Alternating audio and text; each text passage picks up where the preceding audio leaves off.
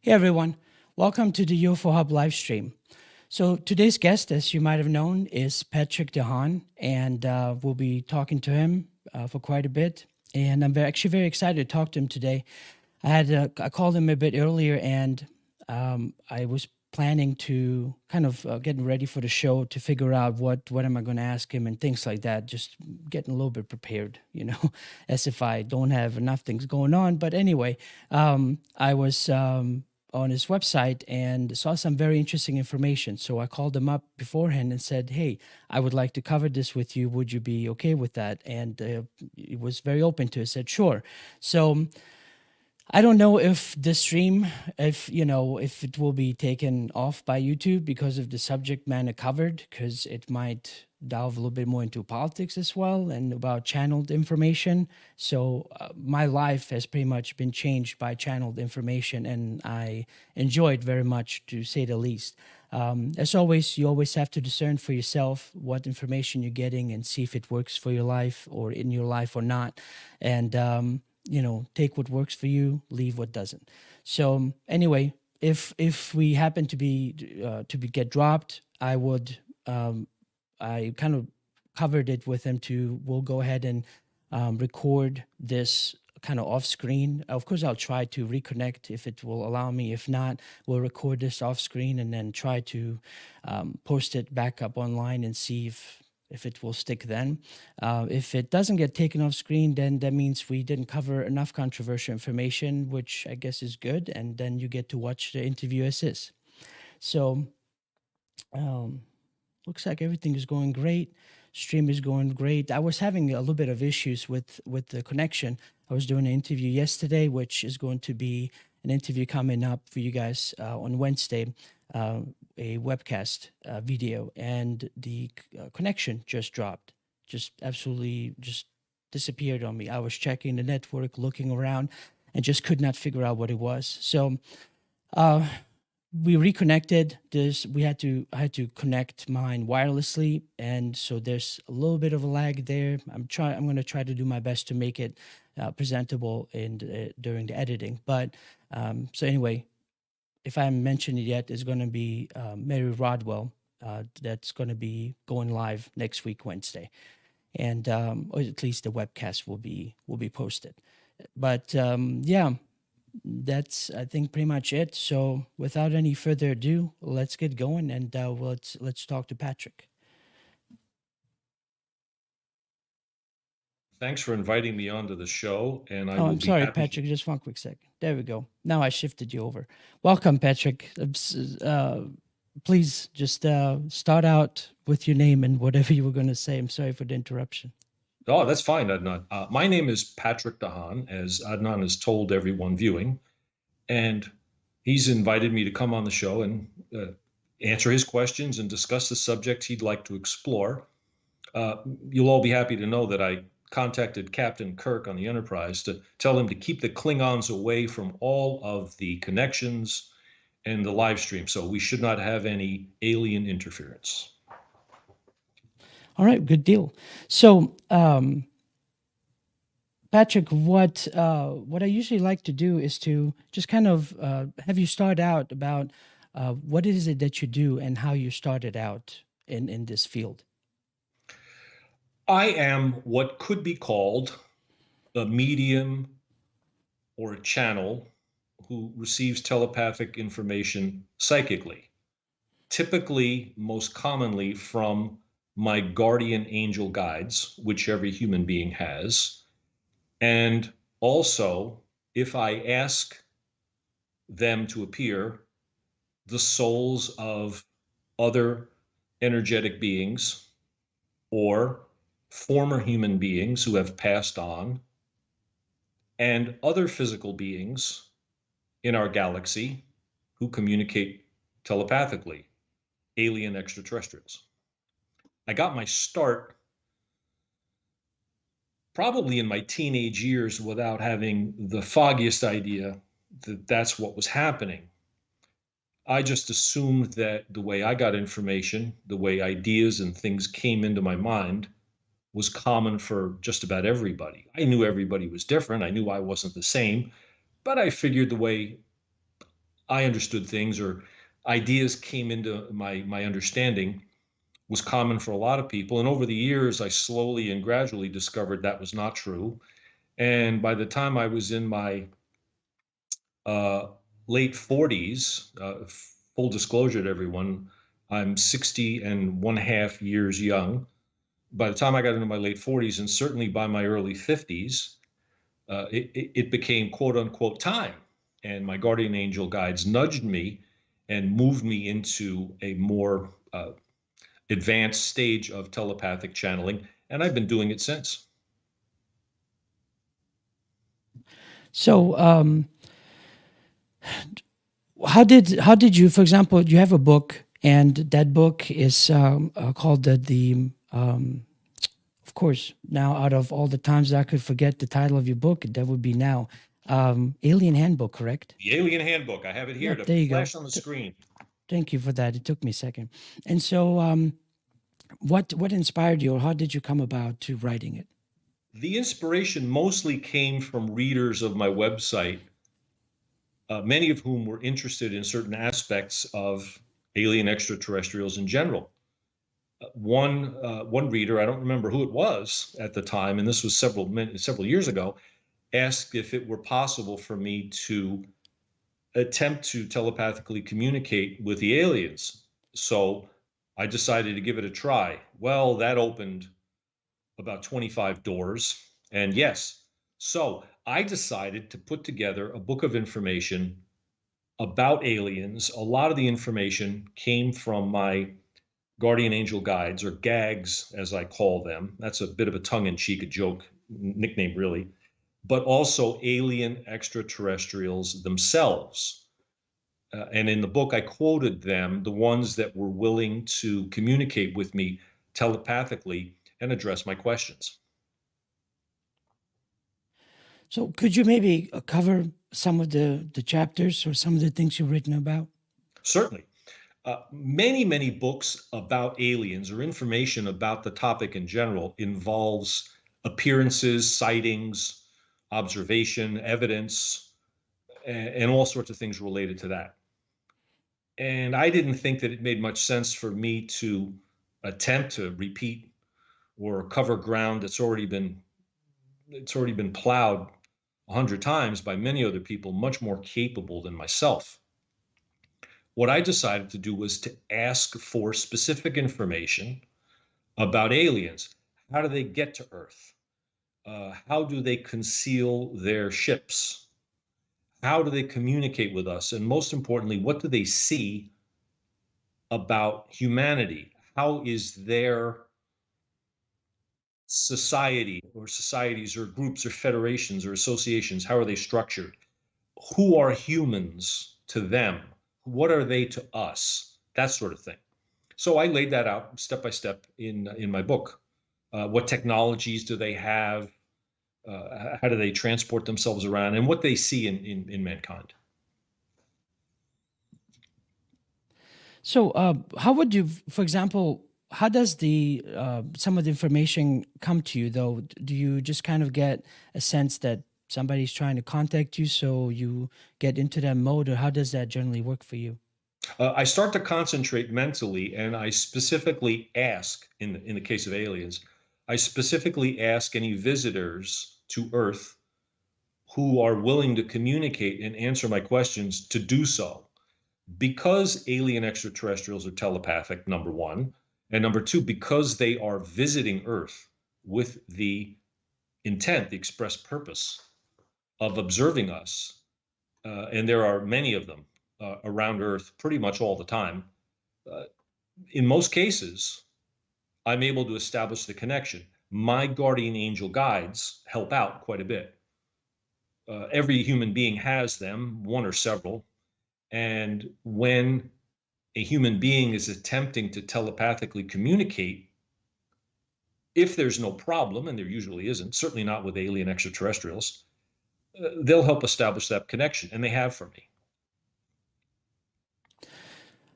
Is there anything specific that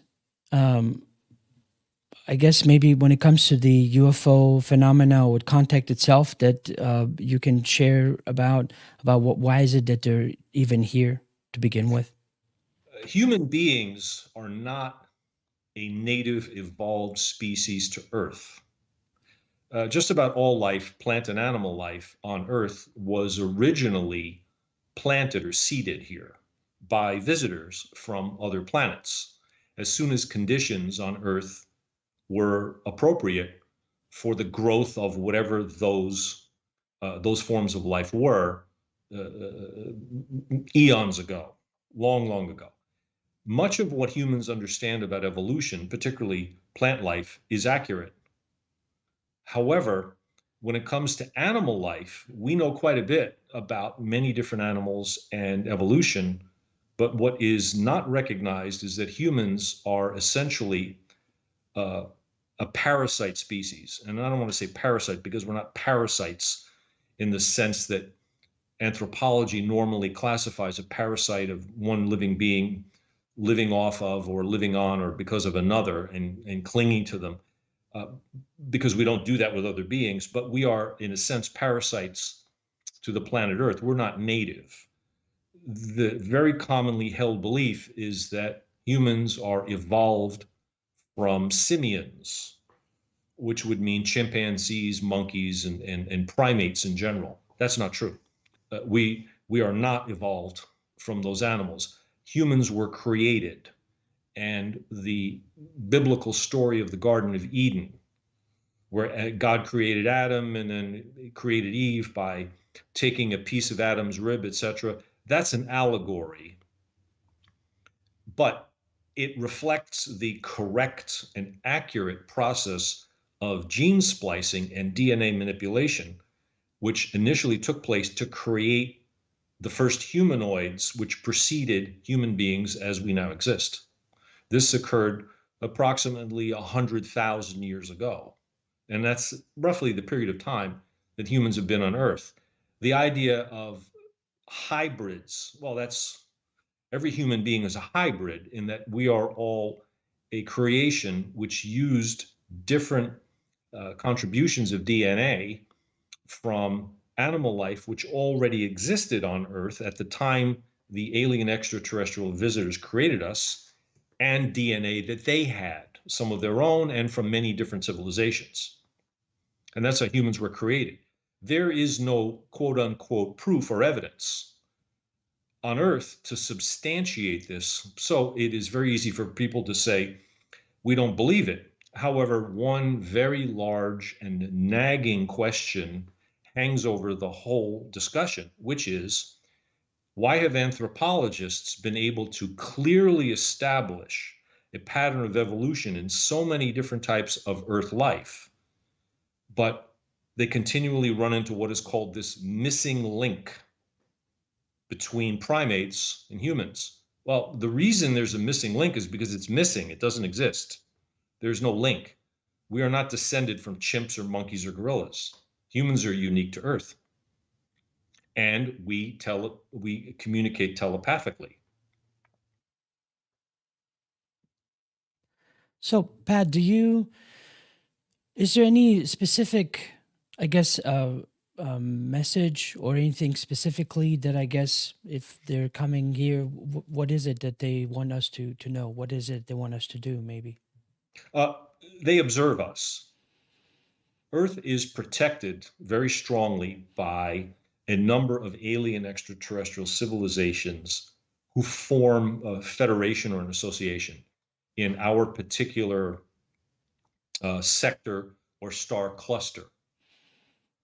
There are all sorts of planets and a number of stars in it, but there are 4 or 5 civilizations that spend most of their time watching over Earth very closely.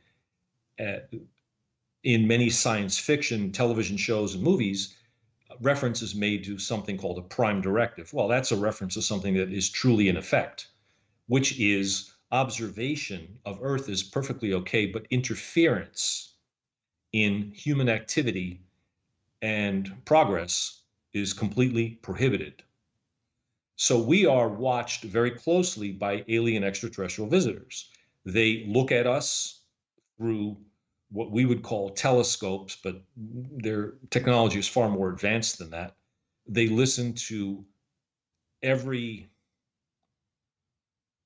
broadcast, electromagnetic transmission, telephone call, anything that we transmit or produce, they can and do watch, observe, and understand like a scientist studying a species in a certain part of the world.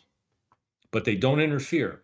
This is a big challenge because continuously for decades, alien extraterrestrials have been portrayed in popular culture and in movies as being hostile and dangerous and capable of invading us. That is the complete opposite of the truth. The alien extraterrestrials who come to Earth to observe us love us like their brothers and sisters. They would never harm us. They would never do anything to anybody willingly. In many cases, they have made contact with humans and they have scared the heck out of them and made those humans very much believe that those people were being abducted. And that's certainly how it seemed. That's not wrong. But those people were never harmed. There's virtually no evidence of anybody suffering physically or mentally any even short or long-term effects of being contacted by or having an encounter with visitors to Earth. But yes, very scary. But that's simply part of that person's life plan and agreement to do that sort of thing. But for 99.9999999% of humanity, that won't occur. Alien extraterrestrials are our friends. What do you mean part of agreement? Can you please go a little bit more into that? Every human being has a life agreement. Every human being is a spiritual being who then voluntarily, willingly decides to incarnate in a body.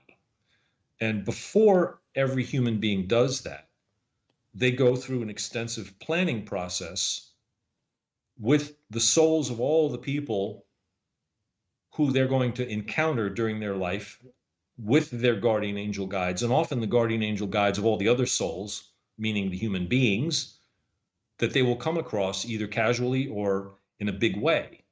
And we plan a life course and we include certain steps and phases and important things in it. And then we leave a great amount of latitude in between those highway markers, those high points, for us to act out our life and to make our decisions and live our lives as we choose. Who we get married to, for example, who our children will be, generally where we will live, what country, what part of the country, certain important things like a job, a long-term position, things like that. Those are almost always planned. We go to sleep every night and our soul leaves our body and we meet up with our guardian angel guides and other beings and review and adjust if necessary. We specifically tell ourselves not to remember these things when they happen. We specifically blot that out of our conscious memory so that when we wake up, at best, the only thing we remember is the dream we were having for the last part of the REM sleep.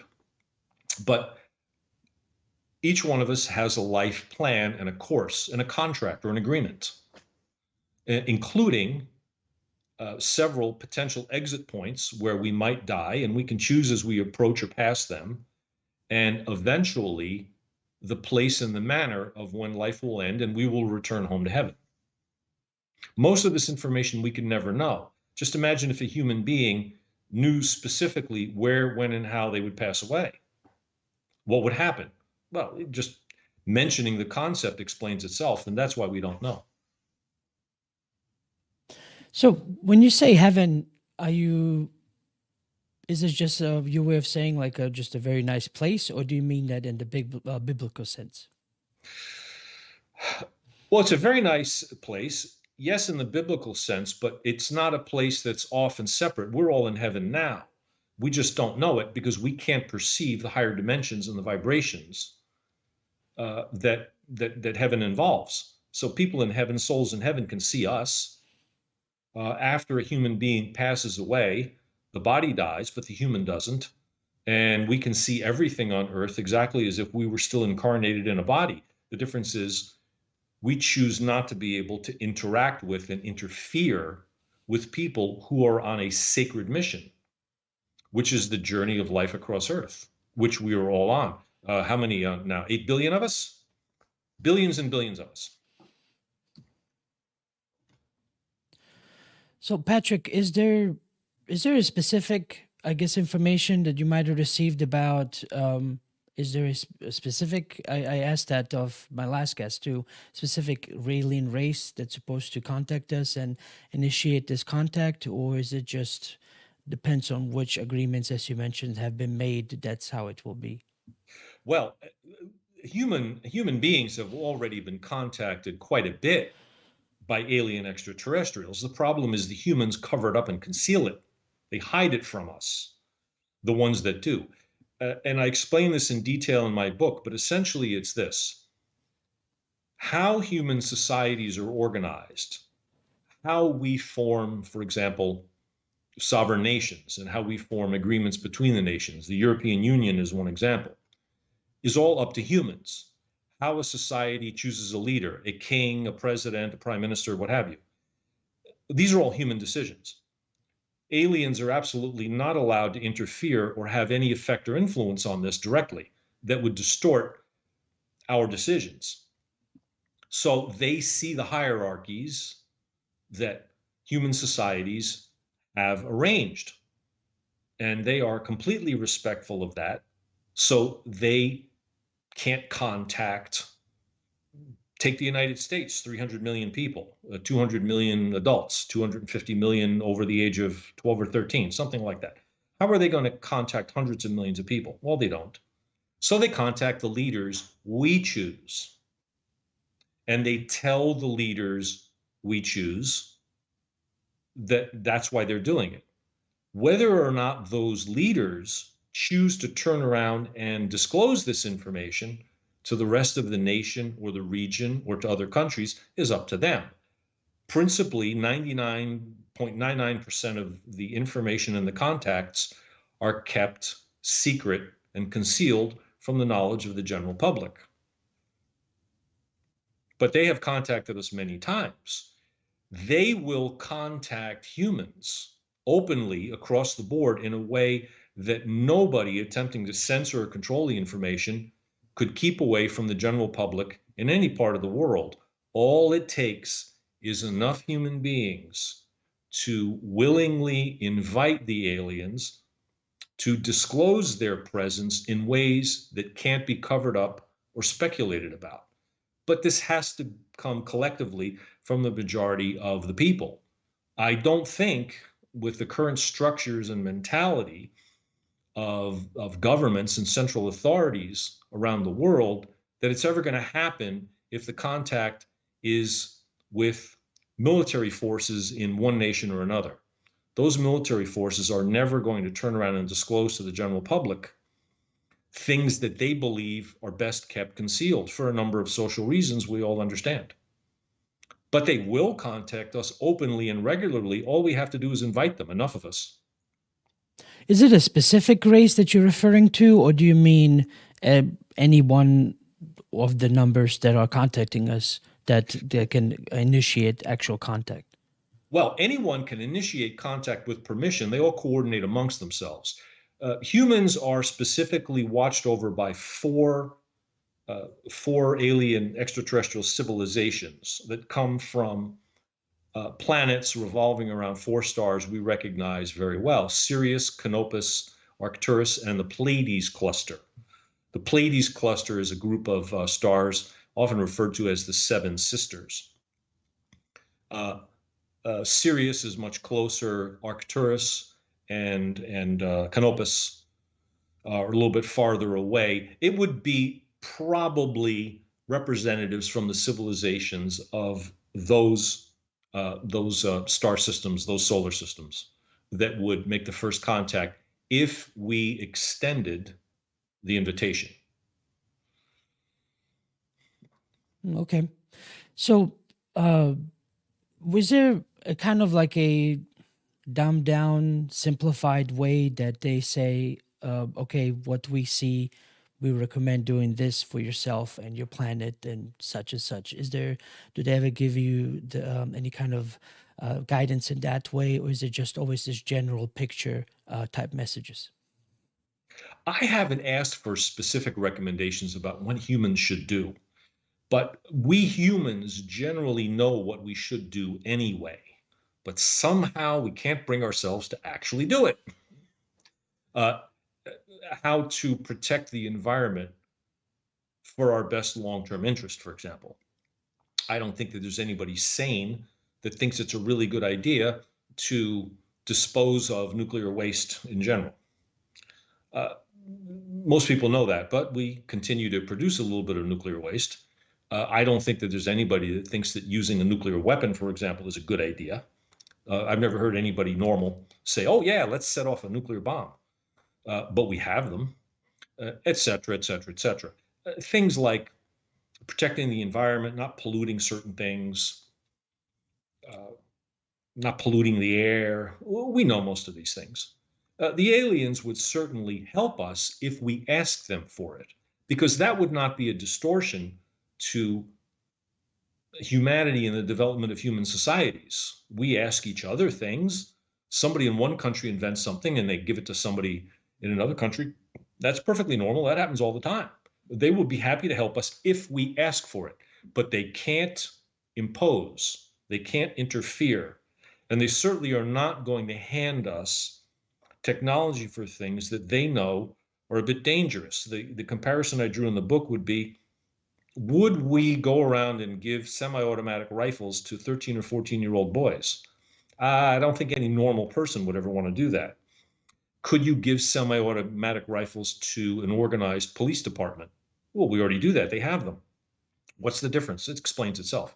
So that's a bit of the issue. A lot of the technologies that they could offer us, they won't, because they know that we would almost immediately attempt to use that knowledge to produce a very efficient and more effective weapon.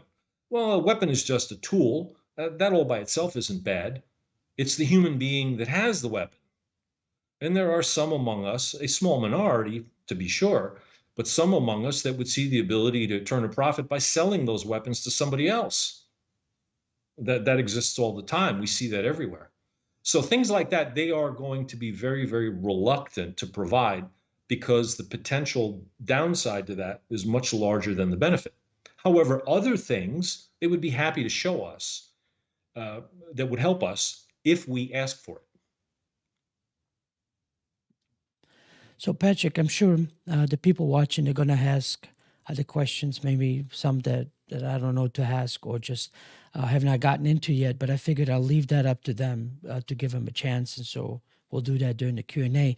I would like to then basically shift it over to the other part that I was not sure how YouTube will react to, Mhm. which is basically how do they, from their point of view, do they see this? I guess this mess that's going on the planet right now. Do you have any kind of information from them regarding it, regarding specific governments, maybe America, maybe other places, whatever you might have? Yes, it's not as much of a mess as we think it is. Actually, what they tell me is that what Earth societies are experiencing now are really growing pains because we are advancing. But we advance much better often through a little bit of strife and pain and difficulty because we learn interesting things about ourselves. One of the great challenges that are being faced by many societies around the world is free speech. It's a very nice idea, it's a very nice concept. The problem is many, many people in many quarters, a lot of them in the media, all say free speech is wonderful, but what they really mean by that is I get to say whatever I think. Well, that's good. But then those same people hear an idea or they hear an opinion that they disagree with or they just don't like. And then what happens? Look, for example, at the most previous leader of the United States.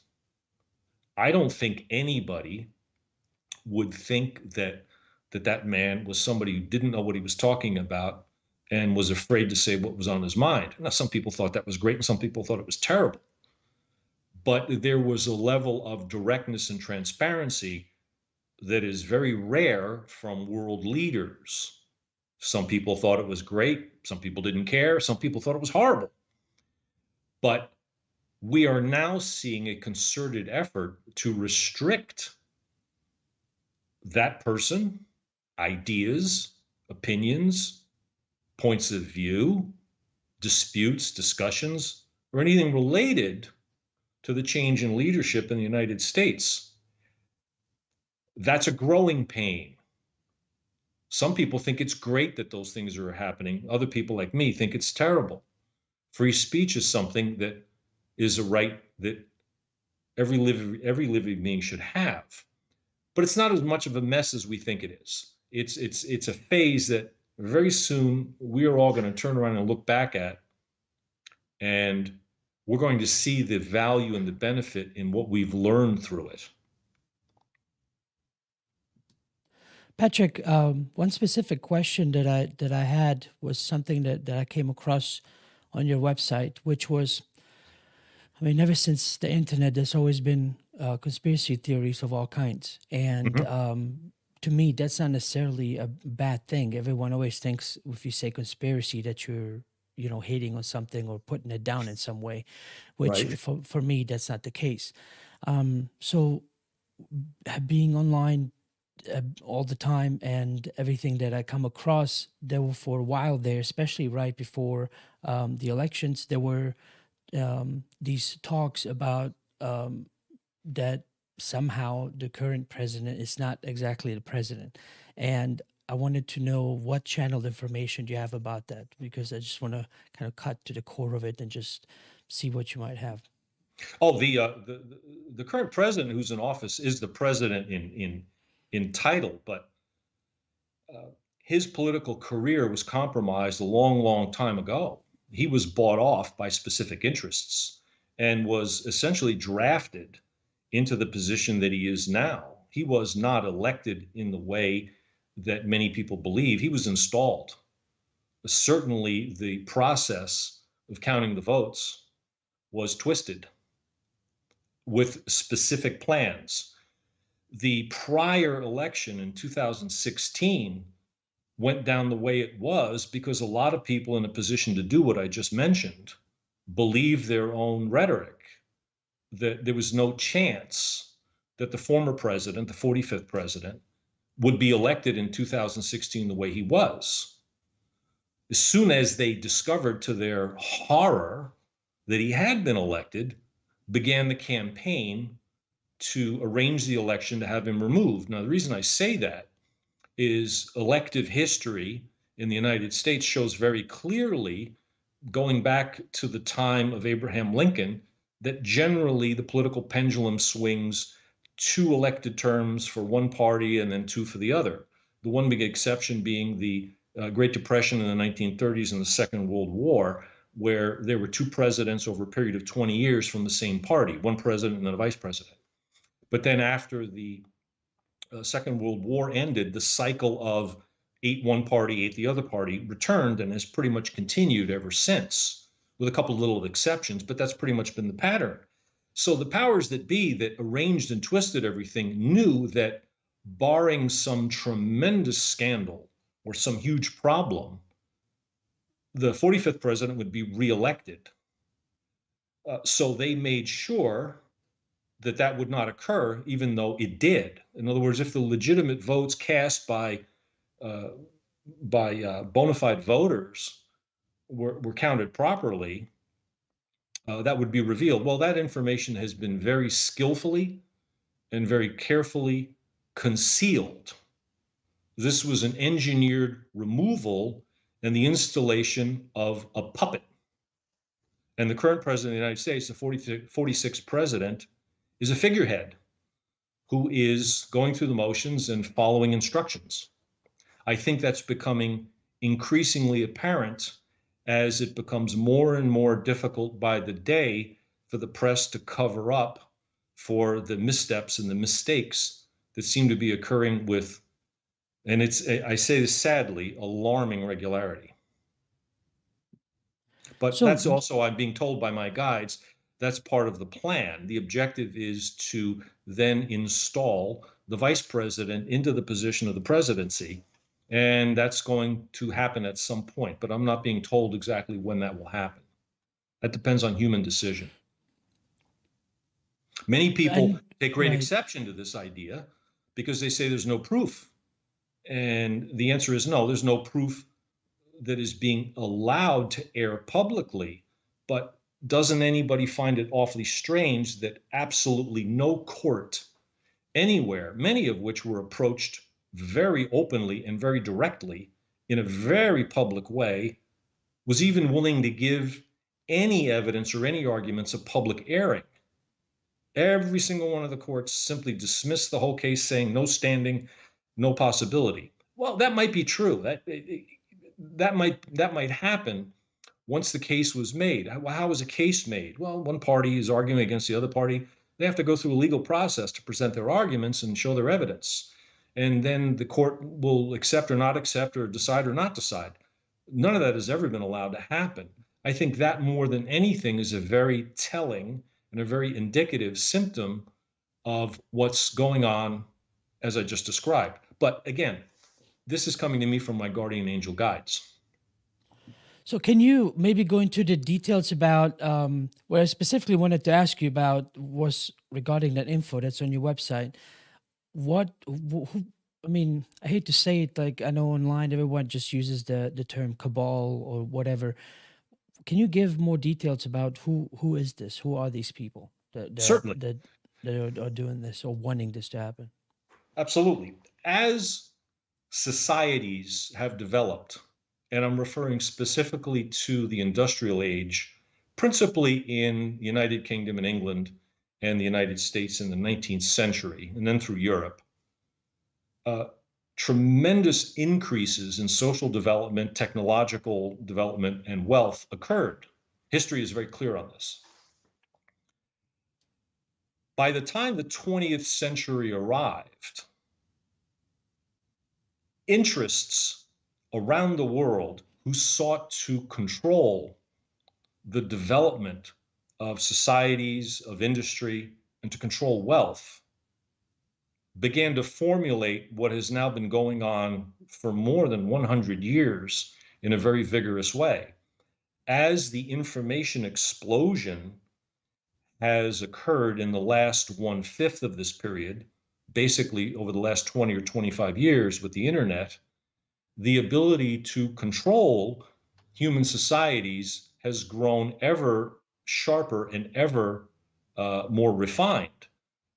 There are many, many names that are used to refer to these controlling forces, but these are just outside names. The people that are really a part of it don't have any name by design.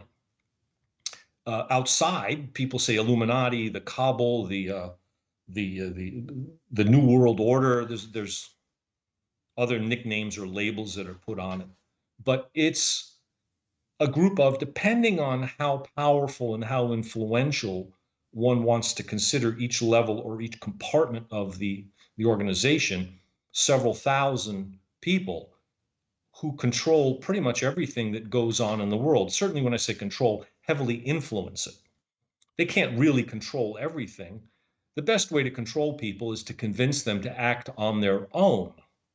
This is what this is what a fraudster does, for example, that is trying to steal from people, uh, that creates a hoax, etc. We've all heard about those things in many different ways. Well, this goes on at a very high level, and almost everything that we see and hear involving education, public policy, etc., is to a greater or lesser extent massaged or influenced by these forces. And there are many, many people not a part of it who get caught up and swept along with the ideas and the ways of thinking. And we see this reflected around the world in many, many different ways.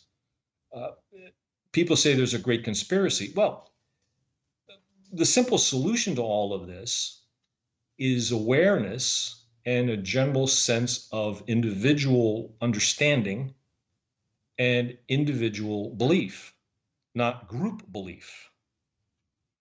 In the United States, there are one example in the United States that has occurred is the almost automatic and reflexive identification of people by skin color, race, ethnic origin, etc. That's a fairly new thing in the United States. Traditionally, almost throughout the history of the United States, the idea was that yes, all of these things exist. They always did. There always were a great mixture of different people from different parts of the world who were very obviously different linguistically, culturally, socially, religiously. That's been a part of the fabric of the United States since the beginning of the country. But most people did not elevate that to a level of separation from a group. Yet today, the talk of racist behavior is never ending. None of this is accidental. This is all done by design.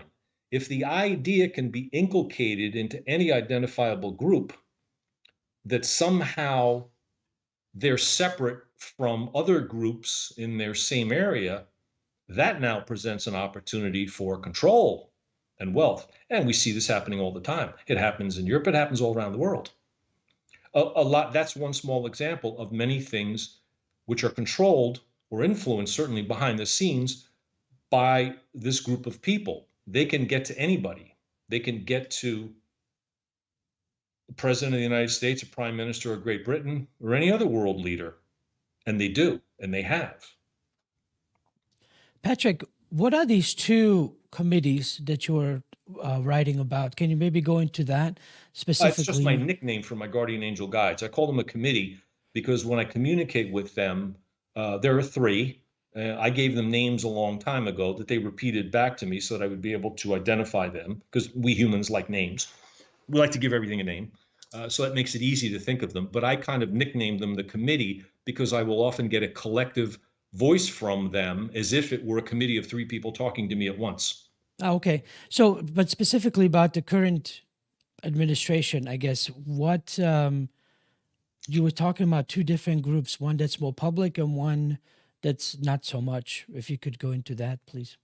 Well, the people and the groups of people that hold the real power, the real influence, the real power to be able to influence what goes on in many aspects of modern societies, they have no name. They're hidden and have been hidden for a long time. They're very good at compartmentalizing information so that very, very few of the members within even know the bigger picture. And they are very tightly controlled with incentives, rewards, but also implicit threats so that they don't disclose or reveal who they are and what they're really up to. And they're often their general method, their general approach is to lure anyone who they believe will serve their purposes with all sorts of honey. But they will happily pour acid on anything that gets in their way if it becomes enough of a problem, an impediment, or a risk, and are very good at covering those things up or being able to influence the people who can cover it up to do so. So, what do you know of if they gave you any information for the next 4 years? Let's say, if you can give as much detail as you can about maybe where the country would be at that time, and maybe where would we be standing politically, and any details that you could give.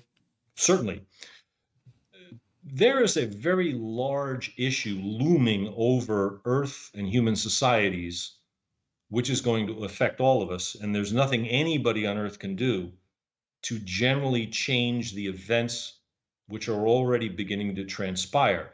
Typically, many people have referred to this as the shift. Other people have said the ascension. It can go by a number of different names. But essentially, we are beginning to see geophysical events occur on Earth.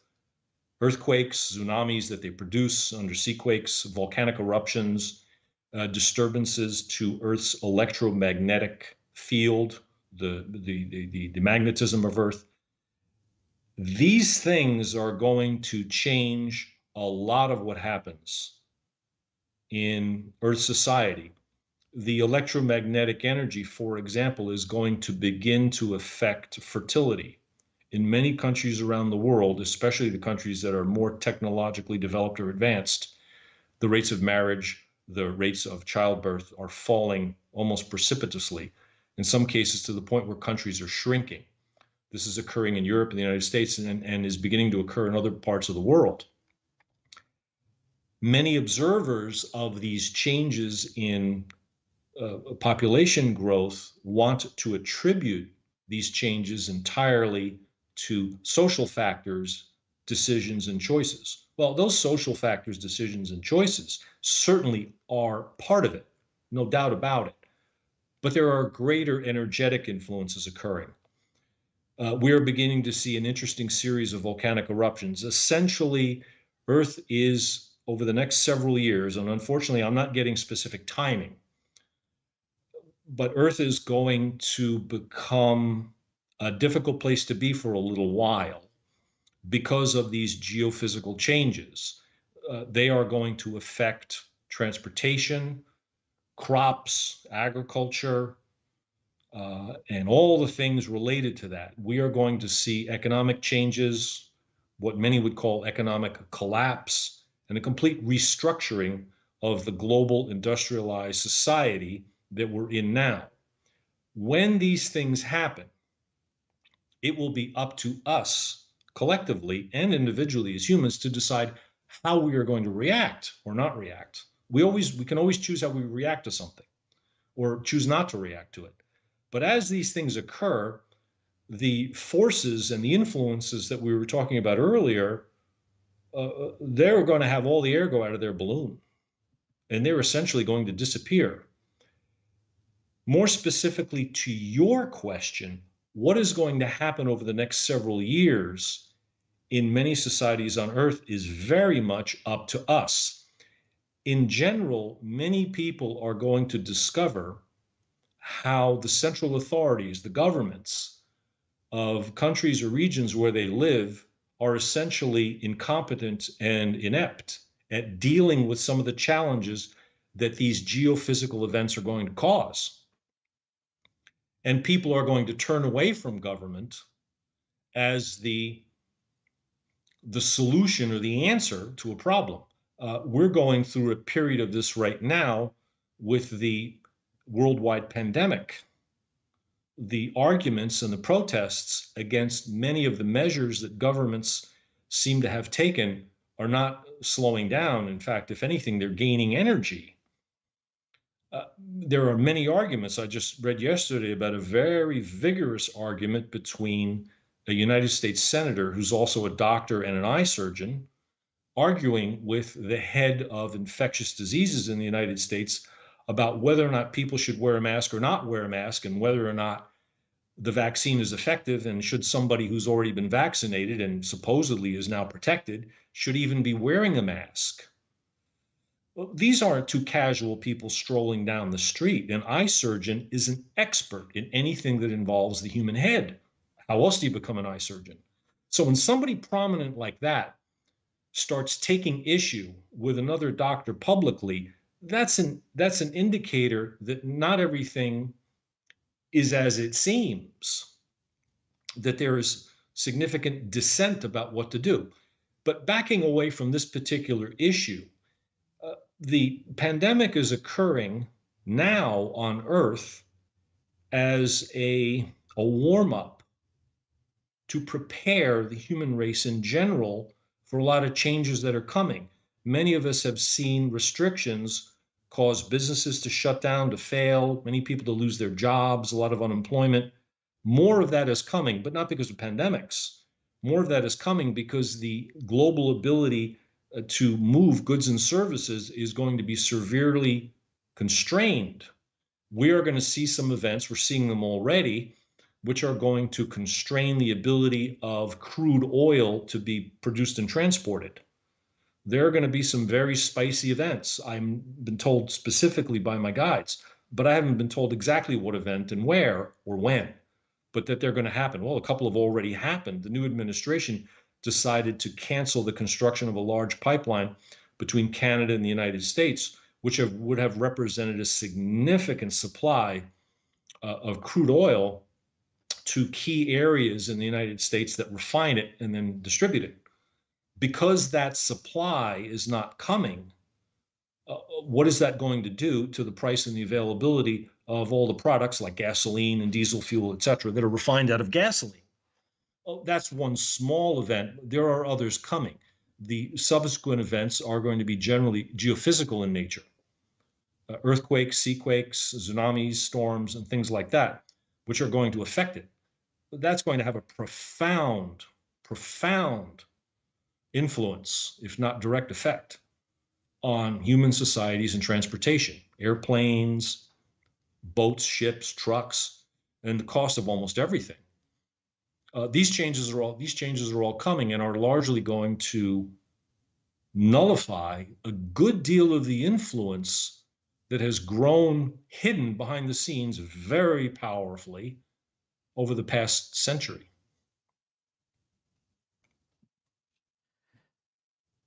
But do they see a way out eventually that things would subside and things would eventually improve, or is it something that if we don't work hard on it, that it will not change? We can't change any of these things. We can only control how we react to them. Things are going to go back to normal. But what does normal mean? It's going to be a new normal, and it's going to be a lot different than things have been over the past 5, 10, or 15 years. Spiritually, socially, much, much better.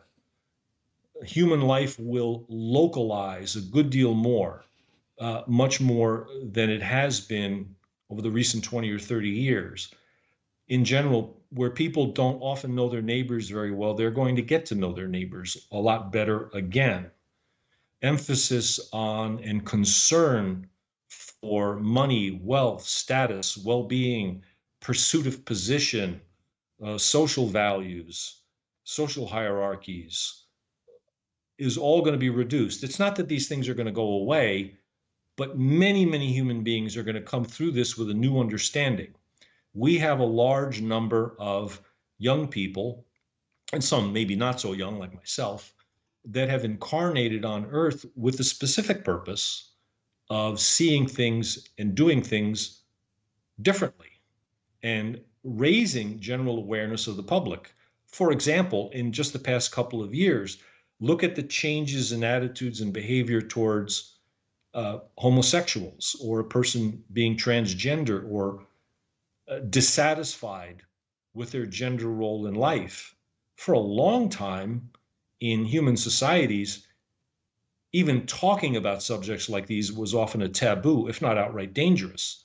That has changed to a great extent. That represents a significant step forward, a significant advance in human societies. One personally that I welcome very much my entire life, that I've ever even been aware of subjects like that. I've always wondered what the problem is and what the opposition is to accepting that some people are different.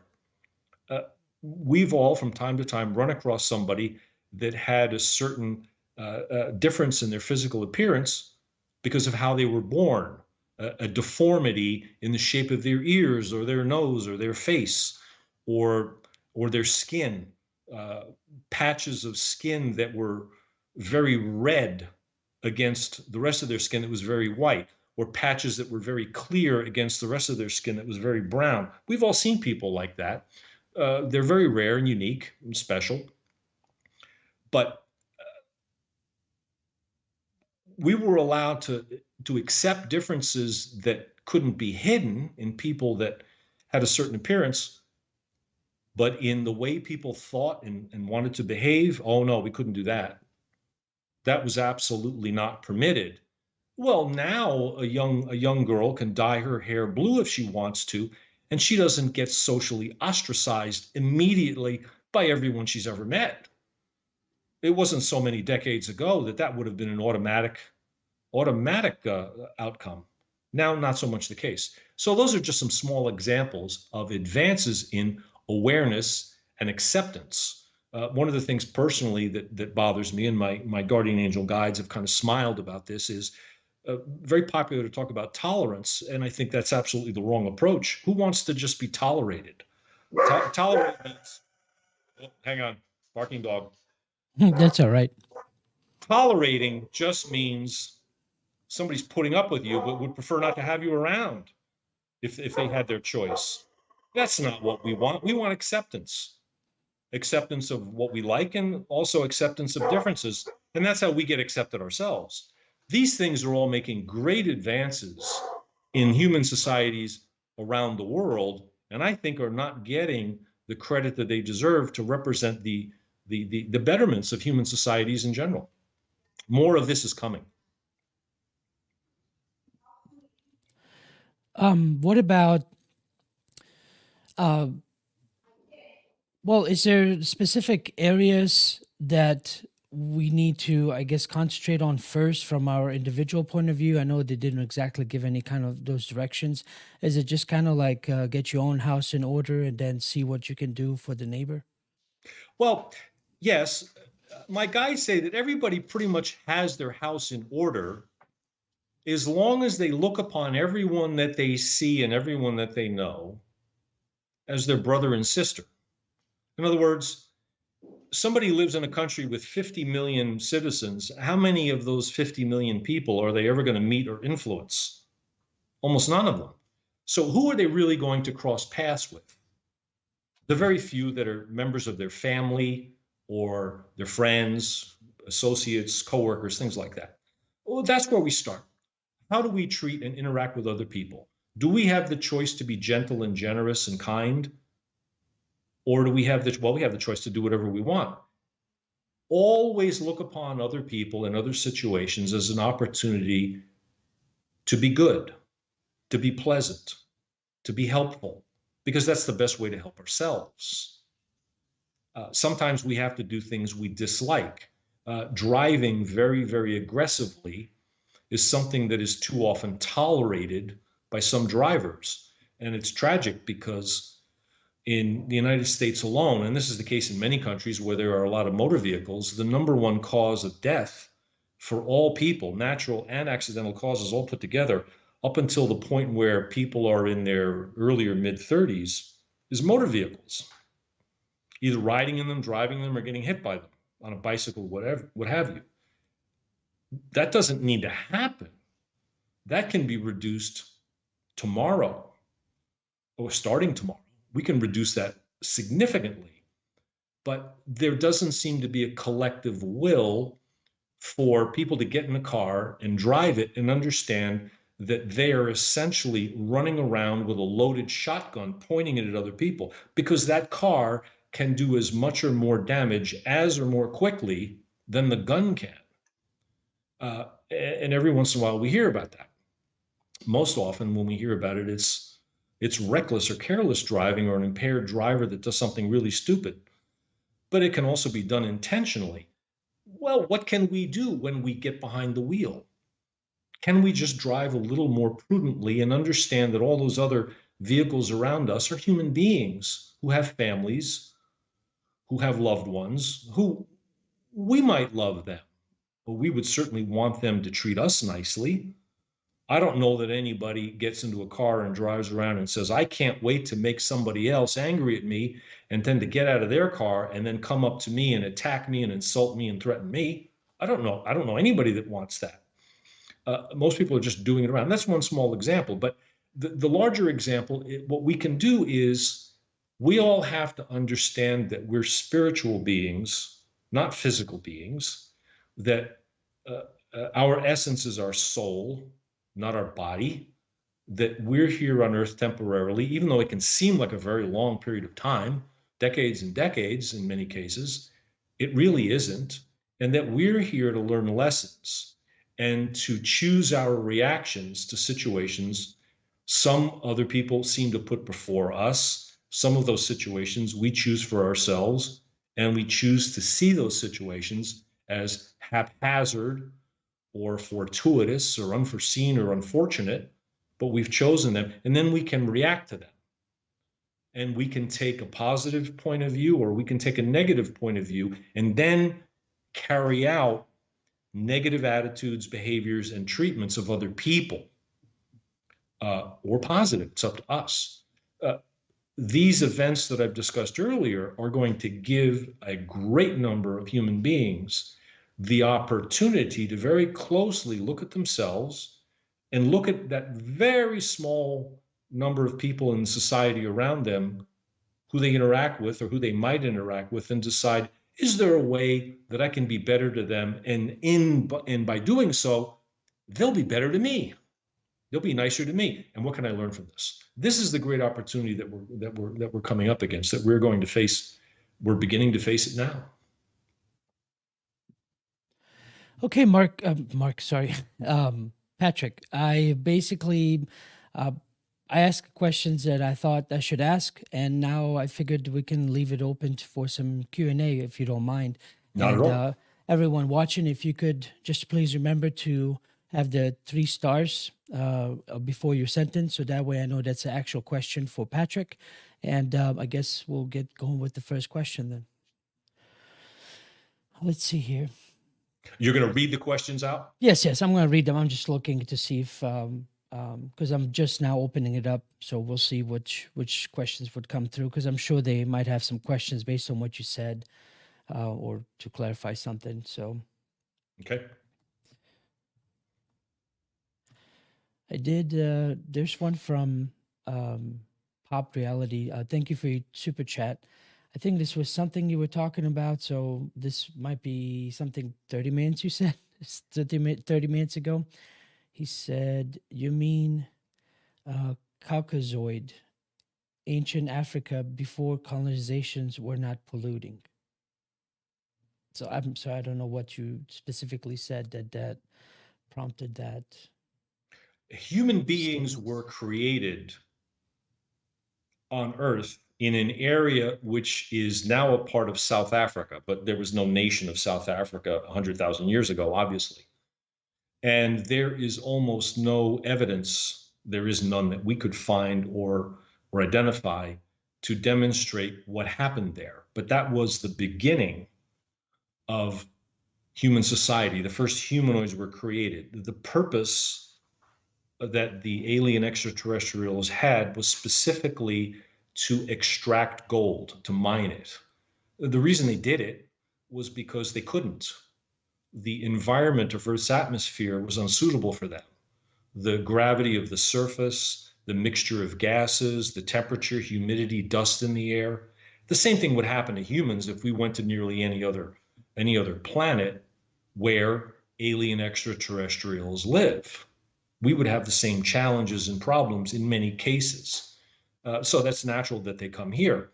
So those aliens knew that they could not simply send machinery down to the surface. The idea that alien extraterrestrials have this wonderful technology where they can simply snap their fingers and synthesize anything they want, or bring and produce anything they want by snapping their fingers. No, that's not true. They're subject to the same constraints and laws of physics that we are in many cases, much more advanced in a number of areas. But in order to get the gold out of the ground, they were going to need workers. So they did, they created them. Those were the first humanoids. That took place in Africa. They very much looked over and cared for and loved these humanoids that they created. These beings that they created, test tube babies, would not be an inaccurate description. Were certainly not their slaves, and were certainly not their pack animals. Quite the contrary. But they were very simple, very basic beings, very large, very strong. We refer to the remains of these first humanoids as Cro-Magnon or Neanderthal. And we have all sorts of timelines where we guess at when they lived and how they evolved. None of those are very accurate. But that all took place in Africa, and they did not pollute. The alien extraterrestrials that created these first humanoids did not use machinery and fuels and chemicals or anything else to do the work. And that's why There's no evidence, no debris. They didn't pollute. They simply extracted the gold and took it away. Most of Earth's gold they took away. The reason they did it was for their own atmosphere and their own planets on the other side of the galaxy. And they knew Earth was a good source of a lot of it. How did they know that?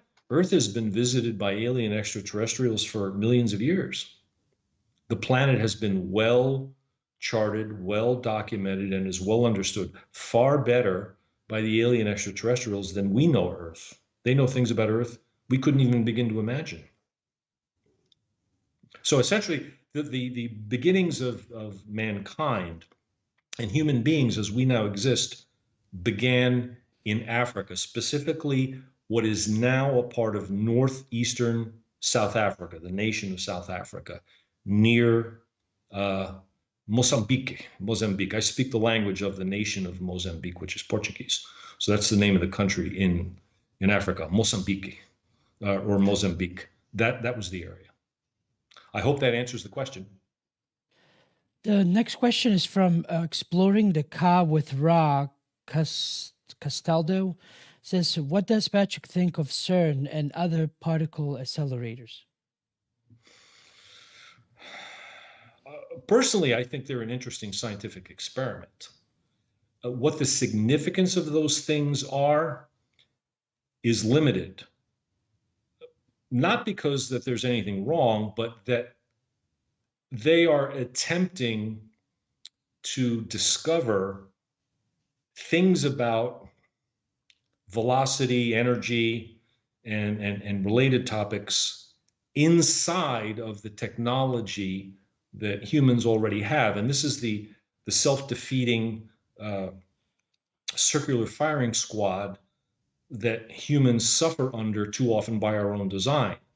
When somebody says there is X, Y, or Z, immediately the scientific community says, but there's no proof of any of that. Well, that's true. The reason there's no proof of it is because we don't know anything about it. We look back in our own human history, and we can see many examples of this. 100 years ago, we didn't even have a microscope yet that could identify a virus. 120 or 130 years ago, we weren't able, or whatever the time was, we did not have a microscope that could identify bacteria, which are much larger than viruses. 150 years ago, we didn't even know what they were, microbes in general. So in 1880 or 1870, whenever it was, somebody said, bacteria exist. They're these little microscopic living beings, these little cells, and they cause infections. They get into your body and they multiply and they give you an infection. Sometimes they kill you. The immediate response from the medical community was, we have no proof of that. Today, let's just accept it as a fact, a very accurate one. Why? Well, because the technology advanced and we were able to establish that throughout the development of technology in many areas. These psychological barriers have popped up where we say, oh, there's no evidence of that.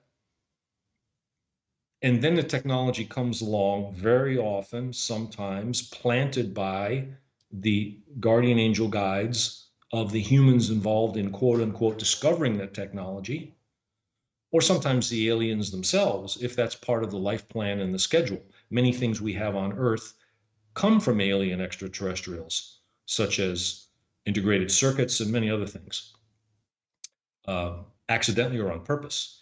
So back to the thing about the particle accelerator in Europe, what's happening there is that things are being discovered, but things that we don't understand because they occur outside of the scientific evidence that we have assembled and decided is acceptable and viable. Human beings, for example, do not understand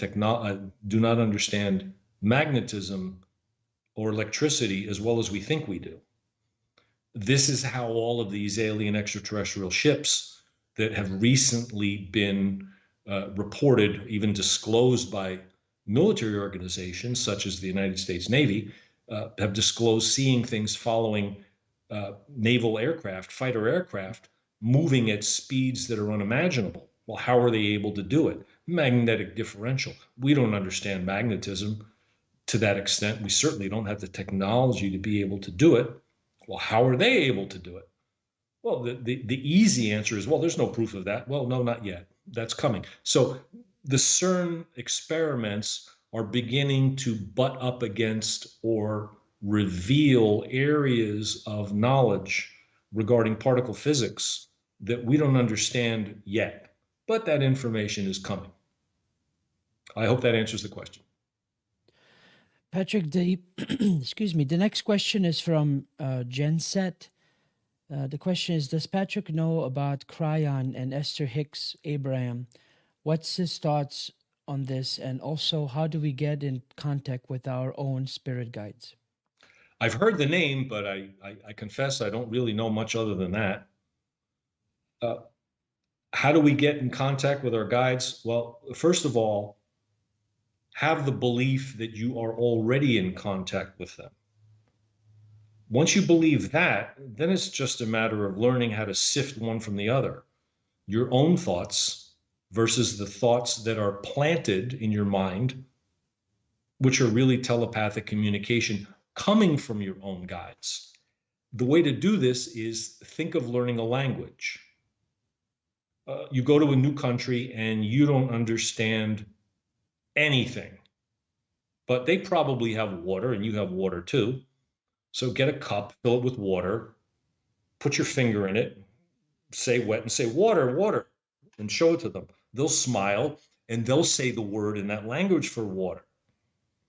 So if you go to Angola in Africa and you stick your finger in that cup of water, they're going to look at you and say agua. Isso é agua. That's water. And then you can repeat that word. Well, it just goes downhill from there. You can learn the language that way by building your vocabulary on certain things that you see around you. Learning to understand and get in contact with your guides is essentially the same process, but it goes much, much faster because you're not learning words. You're learning to identify thoughts, which you already understand. When somebody looks at something and sees something happening, they open the door and they walk out of their house or apartment and they see something falling from the sky. They don't have to sit and look at it and then formulate words to describe it. Quite the contrary. You look up at it and you see it and you know immediately what it is. It's almost instant. That's how thoughts will come from guardian angels and guides. They'll come that quickly, that instantly, and they will come very clearly. That's another very strong indicator that a person is getting good telepathic information from their own guides. The insight and the information seems to come very clearly, especially when it comes on the other end of a well-formulated question. It can be a question spoken out loud. Some people find it beneficial to write out the question with words. Other people don't do that at all. They just formulate the question in their mind. But the effort that is invested in formulating a clear question draws the answer forward, and the answer will come back with amazing, surprising clarity as long as the person understands that they are not, quote unquote, remembering something that they already knew. Oh, yeah, I just remembered that. No, you didn't just remember that. Your guides told you. They're helping you out. They're communicating with you. Just as walking around in that new country, learning the word for cup and water and ground and doorknob and shoelace and all these other things come by pointing at them and getting somebody to tell you the word, in the same way as a person asks questions and concentrates on the thought that comes to them after they complete their question, they'll get into contact and will surprise themselves at how quickly, in some cases a matter of days, typically in a matter of weeks, certainly within a month, they are suddenly getting all this information, and they were always getting it, they just didn't know it. So that's how you do it, essentially. So, just a quick reminder for those watching and maybe those just tuning in. If you would like to ask a question of Patrick, please make sure you have the 3 stars before your sentence. They'll pop out at me knowing that this is a question for Patrick, and it'll be easy for me to relay it. So, please just remember 3 stars. It's basically, I think, Shift 8 with the little star on top, and they'll help me out a great deal. So, Patrick, the next question I have here is if I can find my place again. It's from Monocle of Mayhem Semper Type. Says, is there a secret space program and is there a Mars colony? Yes to both. Space operations and exploration have been more or less secret since they were begun. What seem to be large bits of information are given out to the general public, but even more information is not. We know this, and my guides tell me this, from the earliest days of aviation. Within, I don't know how soon, but it must have been within 20 minutes after they built a biplane that could fly around pretty reliably to a certain altitude and for a certain distance. I'm talking like, 1910, 1915. I think the first flight was, it was a Brazilian who did it. Santos Dumont was the first person to fly, although the Wright brothers in North Carolina were given the credit, but they were the second ones. By 1910, certainly 1915, they had aircraft that could pretty much fly around. What was being done with them? Well, one of the first uses was military.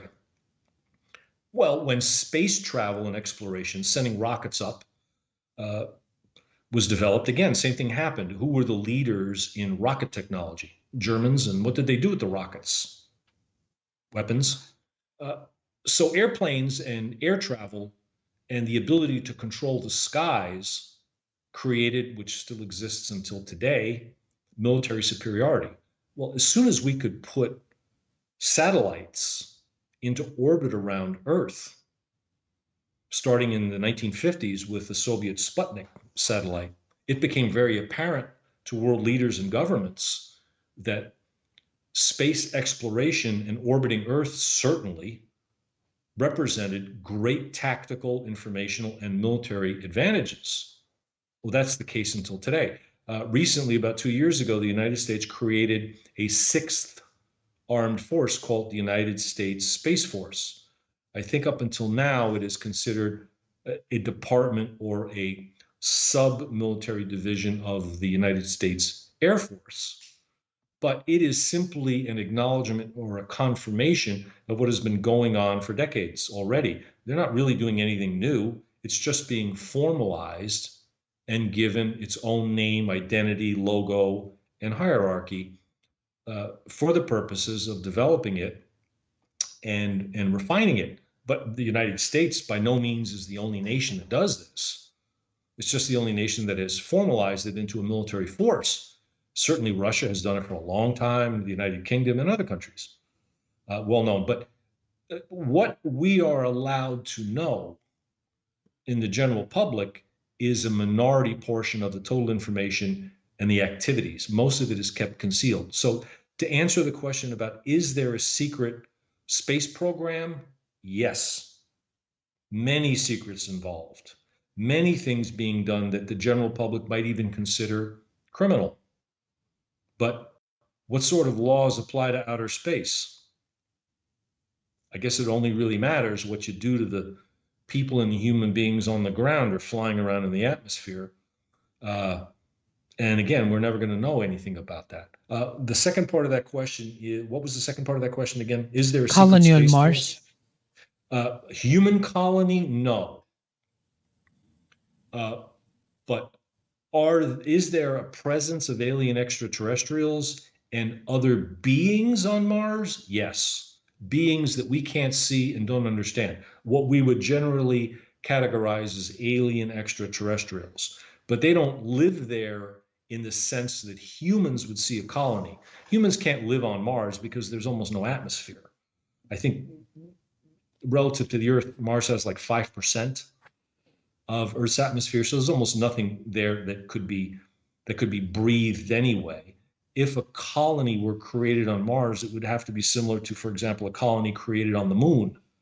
It would have to have artificial air. It would have to be enclosed, etc.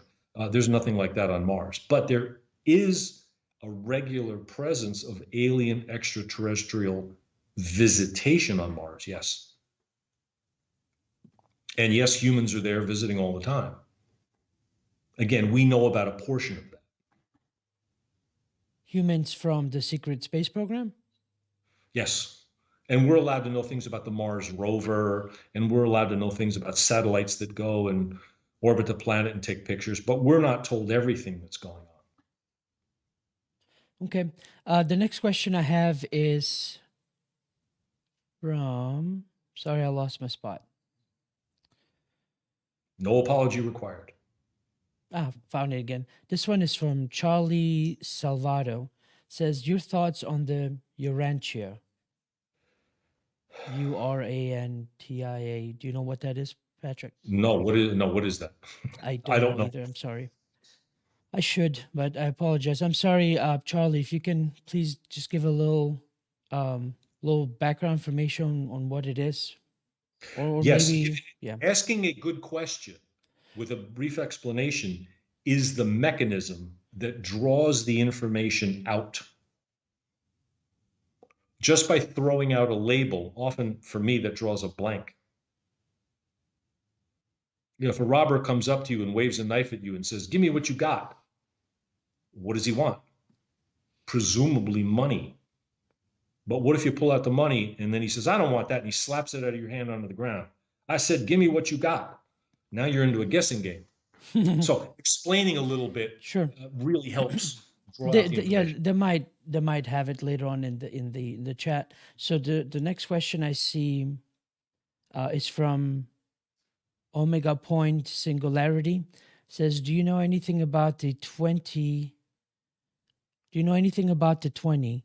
And I guess they want to say Black Secret Space Program because it says back secret. Anyway, Black Secret Space Program where they use you as a slave and age repression and put you back in time.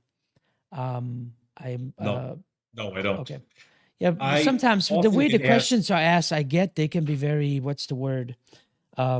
Shocking in certain things that have been hidden from us, but sometimes I can't tell if somebody's being sarcastic or if they're really just throwing something out there, seeing what sticks. So if you have no info, Yes. I get it. Well, what happens, I can say in general, is I often get asked questions that sometimes the questioner knows, sometimes they don't know. There is a criminal element to it. I almost always draw a blank when it comes to criminality questions. I certainly, in every case, draw a blank when it comes to criminal liability or innocence for individual people or groups of them. I sometimes will get information as to the background or an explanation of a criminal issue in general, but I don't get names. Monocle, just real quick, identifiers. Michael wrote, it says 20 and back in time travel. Are you referring to the 20 that have been, that's the stories on the internet that basically say there were 20 people that were doing this exchange program with a certain type of alien races? Is that what you're referring to? If you can give me more info in chat, then I'll know to ask Patrick. Well, okay, I can speak to that a little bit.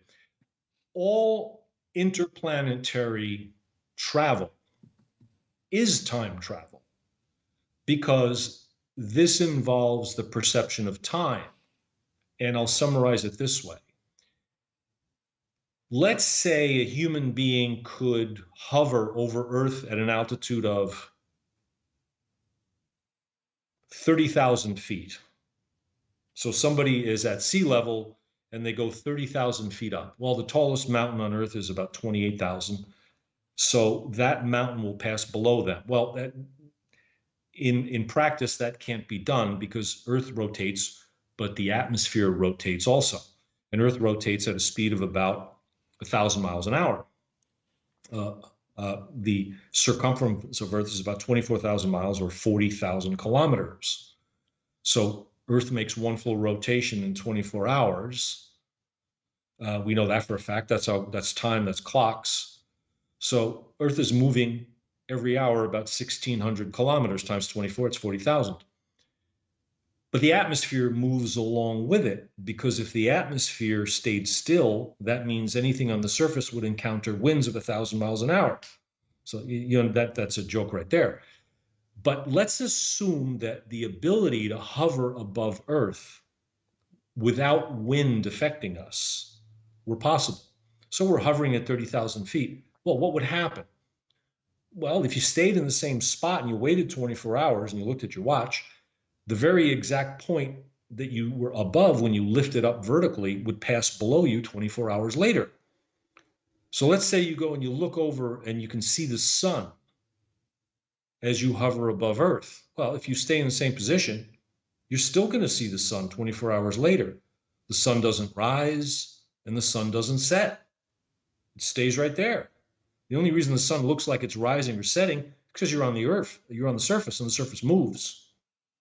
And that's time, because time is the changing angle of the sunlight. That's how a sundial works. And pretty much every analog wristwatch does what? It's a facsimile of a sundial, which in itself is just a depiction of Earth. Then we have digital clocks that we just decide to assign numbers, and then the digital clock counts the numbers. Same difference.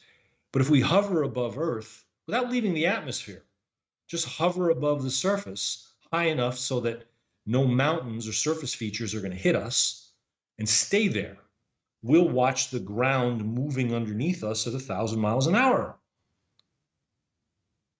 And time stops because the sun doesn't rise and the sun doesn't set. That's staying in Earth's atmosphere. Imagine if we leave the atmosphere and we start traveling out across the solar system. So we know that, okay, this is how fast Earth rotates around the sun. This is how fast Mars rotates around the sun. So we just calculate the distance and the changing angle, and we aim ourselves and we launch the satellite and off we go. And after the amount of time we've calculated at the speed we're going to travel, after that passes, what happens? We get to Mars, and we've already done this. What time is it as we're crossing that distance? Well, there's no time, because there's no sunrise, there's no sunset. So time measurement devices that we have don't exist. So what happens? We're time traveling. So when somebody says, what about time travelers with Earth? It's very easy. To time travel, all you have to do is just put somebody into orbit, and put them into orbit in an orbit that goes in the opposite direction of the rotation of Earth. And what happens? Time stops. They time travel. From there on in, it only becomes a matter of, how do we time travel? Now, in practice, the idea of time travel means how to time travel between different segments of the Earth calendar timeline. Well, that can be done also, but it cannot be done in our three-dimension existence. We have to move to a higher dimensionality that we're not part of. Or we have to have the technology to attain velocities above the speed of light, well above the speed of light, which our alien extraterrestrial visitor friends have, and have shown us bits and pieces of to certain military representatives. Let's put it that way. The question is referring to very rudimentary and basic experiments that have been attempted with the tiny, tiny crumbs of information that have been given to us by alien extraterrestrial visitors. All of this foregoing information, by the way, is coming from my guardian angel guides. I personally don't know anything about time travel. I'm just giving the information I get. I got more info. There was basically saying, apparently there's this 20 20 people or so that are taken to a different time for I'm sorry, either 20 years to 20 people are taken to a different time to do some certain, I guess, slave work and then taken back to the original time period. This was, I think that's what they're referring to. I don't know if you My know guides anything. are saying the specific answer to that question is you, the questioner, have to locate those people and you have to ask them. And they will tell you what you want to know. Okay. So the It is next, not your place, say my guides, it is not your place to interfere in their lives. And it is not a part of your life to have this information interfere with yours beyond the value of entertainment, which you are having now, which is fine, say my guides. But to know more, you will have to locate these people and ask them directly. And hopefully they will share with you what they know and what their experience was. the next question is from Biker X 1981. Says, do you happen to know any info on Sasquatch and UFO connections? None, essentially. The Sasquatch or the Yeti or whatever term we want to use for them are the natural evolution of species on Earth. They are the most advanced animal that has indeed and in fact evolved on Earth naturally, not as a result of creation like humans. The Yeti and the Sasquatch are interdimensional and can essentially at will, although not instantly, make themselves invisible and disappear for brief periods of time and then return. They are generally more intelligent than humans overall. They're very perceptive. They're very large physically. They have met with alien extraterrestrials many times. So there is that connection. But they are not a product of alien extraterrestrial activity. They are a natural species to the planet Earth. They are very wary of human beings and they hide from us because they know that we're very dangerous. How are we dangerous? Well, just ask a pack of wolves, pack of coyotes, fox. What do they do when they know there's a human around? They hide, they run. Why? Because they know humans are bad news for them. Well, the Sasquatch or the Yeti know the same thing. And they know that there is a chance, depending on who the human is, the human might attack them or do something unpleasant. And like most living beings, they will attempt to defend themselves. Well, who wants that? They would just prefer to avoid it, since having an encounter with a human generally provides for them no benefit. It's only potential bad news for them, so they avoid it, just like most animals avoid us. The other question is, do you have any information on the QAnon movement? Just a little bit. I've heard the name, and I'm being told that a good deal of the initial information that was offered is accurate, but that observers and outside participants have grossly distorted it to an almost unrecognizable version of its original self when it came about in, they're telling me 2017, 2018, several years ago when it first came on the scene. The next question, I've gotten this before, is who are the human beings and what are their names? And the answer my guides give me, it is certainly not our place or yours to know this or reveal it. The people involved will do so at the time they believe it is to their and society's general benefit. Okay, the next question is from, I believe you might have answered this in one way or another from Jen Set. Says, are the public ready for alien interaction? Basically finding out that that they've been among us all this time.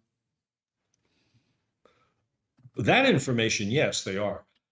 My guides are telling me that depending on how alien extraterrestrials present themselves in a larger way to mankind, humans are very ready for it. The problem is the general human population has deliberately and affirmatively created the notion of the sovereign state and the government the sovereign state has to have in order to be one. What's an example of a sovereign nation? Russia. Does Russia have no government? Quite the contrary. Well, how did that government get created? It was entirely and solely due to human decision activity. There was no evil force or beneficent force from Mars that came to Earth and said, let me create Brazil, Colombia, Russia, Thailand, and Australia. This is all human creation. So for aliens to reveal themselves means they would have to go around the very human societies and structures we have created. We haven't given them permission to do that. Most humans are completely unaware of that. Most humans don't understand that collectively the human race very much has the authority. We call it a general referendum. That's the concept, to certainly collectively get together and invite the aliens to show themselves and say, let's pick the United States, 300, I think 20 million people, more than 200 million adults, certainly. What if 150 out of the 200 million adults in the United States said to alien extraterrestrials, I don't care what anybody in Washington, D.C., or any military organization or any secret police or what have you says, come show yourselves to us. They would start doing it immediately. But how do we get 100 or 150 million people or less, even a significant number, 5%, 10%, to truly believe and say that? And as soon as someone starts to say that, what happens? The disinformation, misinformation campaign begins. How does it begin? Well, for example, just look at most humans' interest in alien extraterrestrials revolves around thrills and entertainment. Most humans don't want to know anything the aliens can tell us about mankind, about our societies, and about our future. No, no, no, no, no. Most humans want to hear about human history. They want to see gadgets. They want to see ray guns. They want to see spaceships. And they want to go, wow, and be fascinated and thrilled by all the differences between aliens and us. Well, aliens are not here to entertain us or thrill us, because if they were, they would have done it already. No, no, no, no, quite the contrary. However, they're our friends, our cousins, and they love us. They would be happy to contact us in a very broad way. We have to invite them.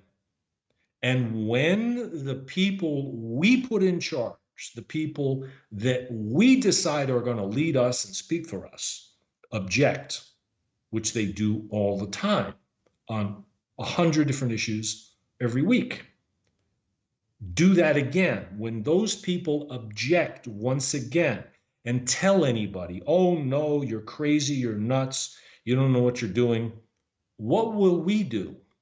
Will we override them and kick them aside mentally and say to the aliens, don't listen to them? How many people are there in government? 200,000? How many of us are here inviting you? 100 million? And the aliens would say, you win the election, and they would show right up.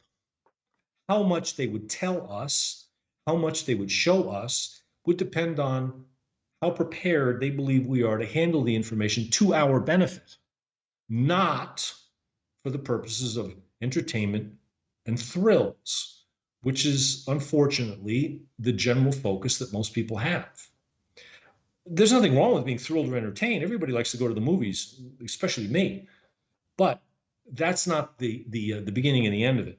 So when we do it all together, we'll have those aliens arrive and show themselves to us. They're pushing this and bringing it higher and higher in the level of consciousness by revealing their presence more and more often in ways that they know we are going to pick up on camera. And so often, so many people will see it, the press really can't hide it. And sometimes they want ratings and they're thrilled, so they'll take somebody's video and they'll put it on the air and somebody will see it. And that's how it's going. Okay, I hope I've answered that question. Patrick, how are you doing? Can you take some more questions? So I'm Sure, no, totally I'm fine. taking a cue from you. I already appreciate the time you've already given. My guides are energizing me. Okay, good deal. So next question is from Will Unscripted. It says, "What's Patrick's thoughts on the theory that some ETs people see?" I'm sorry, the sentence kind of basically saying, "What's your theory that some of the ETs are actually very advanced humans from the distant future coming back to study us?" Yes, that's true. Okay, let me see here.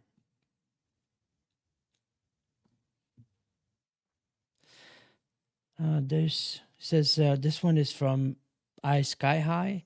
Says, "I think we are all curious about what Elon Musk role may be in any of the um, this monocle of mayhem semper fi type. What is the relationship and significance with RH?" I'm sorry, there was just a whole scrambled message. So maybe two. One is, what's Elon Musk's role in this, and the other one would be regarding the RH blood type, I believe. Okay, what's Elon Musk's role in what? In role maybe in any of this or something like that. Well, he's getting involved in space exploration, as everybody knows publicly. What my guides are telling me is that he is doing this half with the blessing of and half resisted by the Space Force authorities I was talking about earlier. They're very happy to have him lift the profile of space exploration with his company called SpaceX. That's what my guides are telling me. I think that's the name of it. Because it's a sort of positive publicity that they like that isn't associated with military activity or government activity. So that part they like. But what they don't like is that he might discover, learn, or do things that don't completely coordinate with what the military interests have. And like any high profile business person, he is exposed to deception and espionage. So, could sinister interests infiltrate his organization for their own ends to the detriment of, for example, the United States? That's a low risk, but it's never a zero risk. So, my guides are telling me that's the other part of it that the public will never know about in general. Okay, What was the other part of the yeah, and question? well, what it was, I guess, I Sky High copied the previous comment from Monocle. Monocle was also asking about what is the relationship and significance with the Rh negative blood type and alien involvement. None. The different blood types that occur in humans, say my guides, occur for reasons that biologically and anthropologically have already been studied and determined. The current form of the human body is the result of contributions of DNA from many alien extraterrestrial civilizations, many of them fairly minor, but important for certain systems in the human body, circulatory and muscular, immune systems, and many others, including the different blood types to serve different purposes. So it could be argued, yes, that there's a connection to alien extraterrestrials and that the genetic programming to produce different blood types and factors, a positive, a negative, O positive, O negative, and what have you, is attributed to the alien extraterrestrial contributions and creation of human beings. But beyond that initial phase, there's no ongoing connection today. Aliens are not influencing human blood or blood types or reproduction. The other question is from Krith Krith Head. It says, does he know if COVID-19 is radiation poisoning? Yes, I know. No, it is not. It is a Now I'm human created. curious. What is It is that a human regarding? created virus. Can you maybe go a little bit into that so that clarifies more? Yes, the virus was created. It was released in China, just as everyone suspects, even though no official confirmation of this has been given. And my guides are telling me no official confirmation ever will. But it was pretty obvious that the first outbreak occurred in a market that they're willing to talk about, but it occurred in a city, certainly. Whether it was the market or elsewhere doesn't matter. It occurred in a city that contained a biological lab. Well, it doesn't take my guides or any other mysterious information to connect those dots. It's pretty obvious. What they are telling me is that it's a human created virus. It was developed by the Chinese political opposition. In other words, the political opposition against the Chinese Communist Party in power. The dynamic between the political leadership and the political opposition in China is no different than it is in any sovereign nation or any human society. There's one group or party that holds the power, there's the other group that opposes them. But very often in many democratic societies, there are different parts of the governments, there are separations of power, and different parts of the government are controlled by different parts of different political parties, like the United States, Europe, etc. Not so much the case in China. Pretty much the Chinese Communist Party controls a lot of what goes on. So there's a political opposition, and the political opposition, they're not Boy Scouts, but they were duped. They believed that they were developing something on their own, but there were elements that were inserted into their organization without the greater knowledge.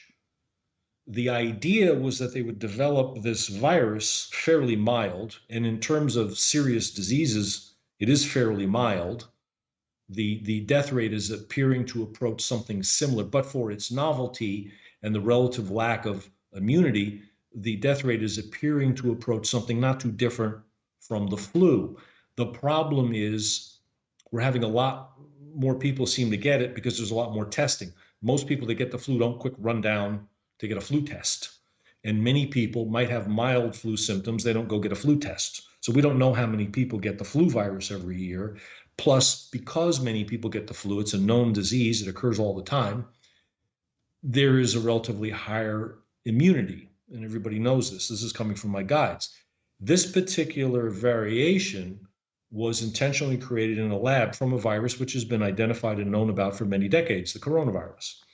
But this iteration of it, the idea was because it's new and therefore more likely to cause sickness or hospitalization, and in some cases death. And again, this is in the news. They've identified who is much more likely to have serious complications or pass away, and that's a person with underlying medical conditions. People that are generally healthy and or don't have those medical conditions are very likely going to come out of it okay or recover for the most part. That doesn't mean that it's okay. It's not. When people are getting sick and dying, that's always terrible. But people are getting sick and dying from things all the time. So that part of isn't new. But what my guides told me is that there were greater forces at work. And these forces did this with several specific intentions. One intent was to cause a mass reaction through not only the release of the virus and its spread, but also an information campaign, which essentially amounts to propaganda. The objective behind this is to create generalized fear and the imposition of restrictions, which we have seen around the world. These restrictions have created an economic downturn. This was intentional for two purposes. One of them was to create the opening for economic downturn, which would be used politically to remove the president of the United States, which it was.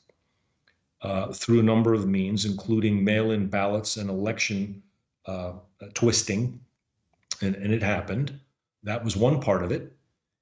And the other was to cause general economic downturn and unhappiness, further enhancing financial control over the world's economies by the central banks and the hidden powers behind them who manipulate finance and world currency. That's from my guides. I hope that answers the question. Patrick, what about this is a question for me, actually, something that I saw on your website about the current administration that he would not make the full term. What do you know about that? He won't. As things are going, my guides, they're not giving me a timetable. They're not giving me dates, but they are saying certainly will not make it to re-election, might not make it to the midterms. But this was understood and planned from the beginning of the process. The vice president in power at the moment is the proxy for the 44th, the former president of the United States, the 44th, who is leading the political power behind the scenes through a number of mechanisms. The objective is to elevate the current vice president to the office of the presidency, and then in turn have a loyal deputy, the word I'm being told is senator, appointed as the new vice president. And the objective here is to gain complete control of the US government by the party now controlling the White House. I'm not getting specifics as to the timeline, right, as to exactly when this is going to happen, but this is the plan, and it is unfolding as we watch the news. Yeah, you just triggered a rabbit hole of questions within me, but I figured we can do this some other time. Let me get to some more questions if that's okay. Sure, go ahead. This is from Omega Point Singularity asking, how do you know that your guides are good? Well, because I know the difference between good and bad. Most human beings do. I know that sounds almost childish, and I don't mean to sound that way, but very early on in life, we learn what those differences are, not just in the things that we see and the way people behave, but in the feelings that we get. We all know when we are being deceived. We all know when we're being mistreated. And by the time we're teenagers, in almost every case, we learn to recognize when somebody gives us a bad feeling or rubs us the wrong way, but we don't know specifically why. Well, after the number of years I've been on Earth,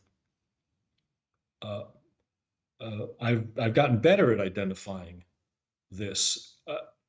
The type of information, I'm just hitting the high points. I have channeled and written and published, I've lost track, thousands of pages of channelings on a wide variety of subjects, and had been given inside information and predictions on things with what almost scares me with the rate of accuracy that I get the information. Every once in a while, something is off a little bit or needs more of an explanation, or is just wrong, but it's rare. My accuracy rate on predicting the outcomes of things, when I'm willing to go there, is north of 95%. No human being is that good. I'm certainly not. If I were, I'd be in a casino every other day. Unfortunately, I get no assistance playing cards. But that's how I know my guides are good. Patrick, the next question is from Deb Arm. The question is, are there alien hybrid beings living among humans today? Every human is an alien hybrid being. What the question really means is, are there visitors from other planets among humans? Yes, a few. Very few, impossible to identify or distinguish.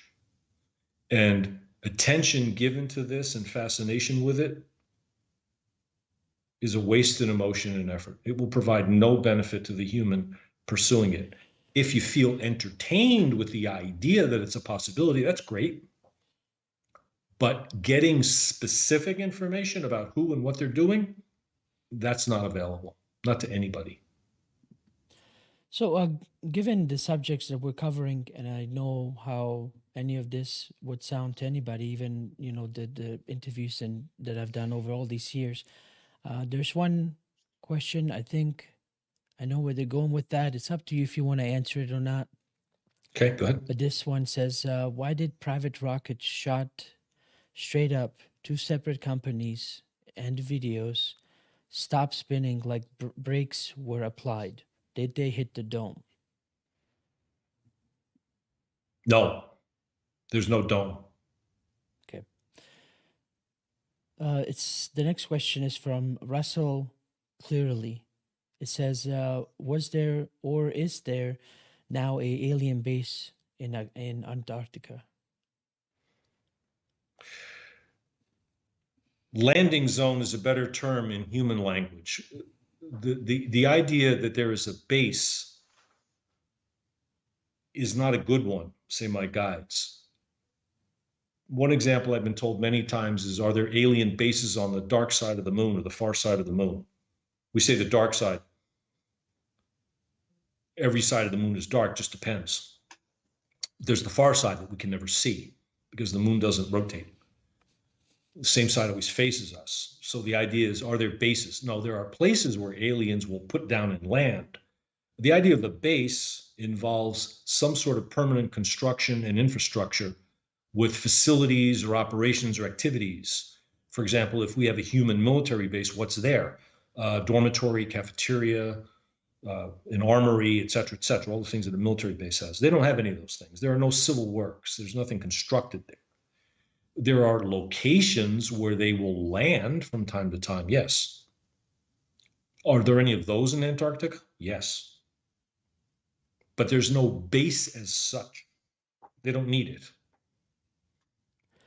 The next question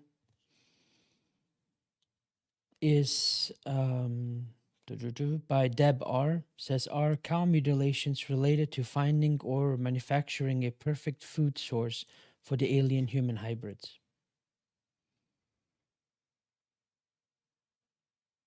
No. Aliens that visit Earth have already provided for their own nutritional needs completely independently of us.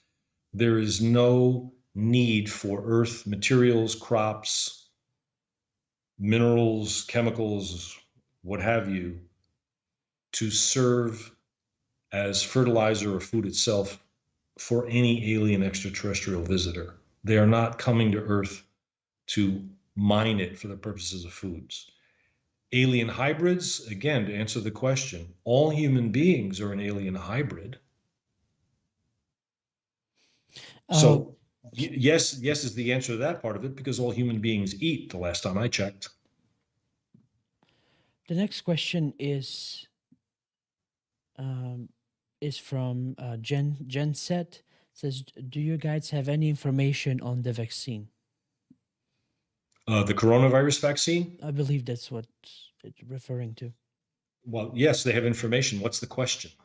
That's all I got. Maybe Yeah, this I person need a better might question. reiterate more. So Jen I said, need a please. more specific question. Right. Okay. Let's see.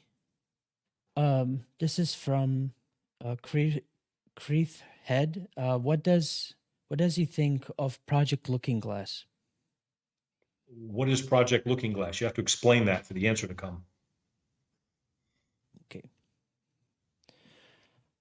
All right. I think I'm.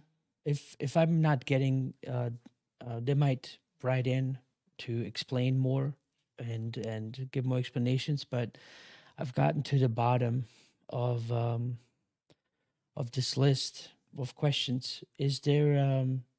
If you want, we can make this be it. And I certainly appreciate you coming on. Unless there's something else you would like to cover and talk about. Oh, I could talk about zillions of things, but it would take me some time organize the different topics and go back through my past writings and notes. No, I think we've covered the important things for the moment. Well, I mean, I'm I sorry would to interrupt. Just for those that want to, especially because of your website, the website's in the description below, guys. If you just go to the bottom, you'll be able to click there. There's also a link to Patrick's Alien Handbook book, and please check it out. And the website uh, has a vast amounts of information. That's where once I knew that he was touching on these different subjects, that's why I brought up a few of them. But there's a lot more that I didn't ask here. So check it out. There's definitely a lot there for you to read, and it's widely available on this site. That's right. Uh, okay, well, thank you, Patrick. I think this is it. I'm sorry. I was just looking at the list here. Thank you again. I really appreciate it. It's been a great 2-hour marathon, and We've been on for 2 hours. Oh, yeah, we have. yep, time flies. So, thank you for coming on. I thank everyone else that has stuck around to ask questions and listen, and I hope you enjoyed the content. And like I said, please check out Patrick's book. Check out the website. Everything's in the description below. And yeah, thank you again, Patrick. I appreciate you, and I hope maybe in the future we can do this again sometime. It was a pleasure. I enjoyed it. Yes, I would like to. Thank you. Thank you, Adnan. Thank you, everyone. Do you have any finishing thoughts? I'm sorry, I didn't realize I gave you that option. Well, for anybody that's still listening, finishing thoughts would be if anybody pays any normal amount of attention to social media, mass media, news in general, it is very easy to see a narrative being pushed one way or the other. Perfectly okay to look at that and look at it very closely. My recommendation would be understand that there are bigger things going on. There are forces and interests behind the scenes who would like to tell you a narrative with the objective of influencing you to their benefit, not necessarily yours. So a little bit of skepticism is good there. However, the good news is flip that coin over. There are much greater interests, much more powerful, that all of us together represent. And we, by our collective, individual first, and then our collective decisions, can do much more benefit to ourselves and to each other as a group by acknowledging that and then moving forward with that confidence. That's it. That's all I have to say. Patrick, I don't want to go backwards, but this came in last second, basically about the vaccine, just simply saying, is it safe? Generally, but this is coming from my guides. The answer is safe to what percentage for which people? Asking the question, is the vaccine safe, means should I take it and can you guarantee for me that there will be no negative consequences? And the answer is this guarantee does not exist, comma, because perfection does not exist, period. Weigh the knowledge and the risk of the virus and the symptoms and the sickness which you might incur compared to the knowledge of detrimental effects from the vaccine. The disease is well known. The information and the assessment of the vaccine's effects is being developed, but somewhat being distorted. My guides are telling me one example to pay attention to is the widespread recommendation that a vaccinated person should continue to wear a mask. Then they say, why should you wear a mask? Isn't the vaccination supposed to protect you? And if you are protected from becoming infected, you cannot become contagious. So what is the purpose of the mask if you've been vaccinated? So why are you being told this? Say my guides.